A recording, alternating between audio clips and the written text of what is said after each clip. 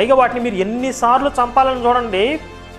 పంట చేలో కలుపు మీరు మందులు ఉంటాయి, మందులు పిచికారీ చేయండి, లేకపోతే కూలీలను పెట్టి తీపించండి. ఎన్నిసార్లు మనం ప్రయత్నం చేసిన కలుపుని అణగదొక్కాలని చూసినా కూడా అది మళ్ళీ మళ్ళీ పెరుగుతూనే ఉంటుంది.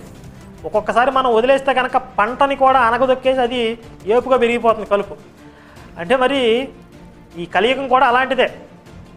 అసత్యం అధర్మం అనేది దానికి ప్రత్యేకంగా ఎరువులు మందులు వేయక్కర్లా, దాని అంతటికి అదే విస్తృతంగా పెరుగుతుంది బలంగా. అలా పెరిగింది కనుక కలుపు చాలా శ్రేష్టమైనది, ఉత్తమమైనది. ఈ పిచ్చెట్లన్నీ ఔషధాలు అంటావా? ఔషధాలు ఎక్కడో రేరుగా దొరుకుతాయి. పిచ్చెట్లు ఎక్కడ పడితే అక్కడ దొరుకుతాయి, విస్తృతంగా దొరుకుతాయి, చాలా బలంగా పెరుగుతాయి. వాటి ప్రత్యేకంగా మనం పోషణ చేయక్కర్లేదు. అలా ఉందో వీళ్ళు చెప్పేది. క్రైస్తవుల విశ్వాసం అనేది పాస్టర్ల మీద కాదు, బైబిల్లో ఉన్న లేఖనాల మీద, వేద గ్రంథాల మీద అంటూ ఏదో ఒకటి చెప్పుకుంటూ వచ్చాడు. ఆ తర్వాత 39 సంవత్సరాల నుంచి ఏదో సవాల్ చేస్తున్నాడంట.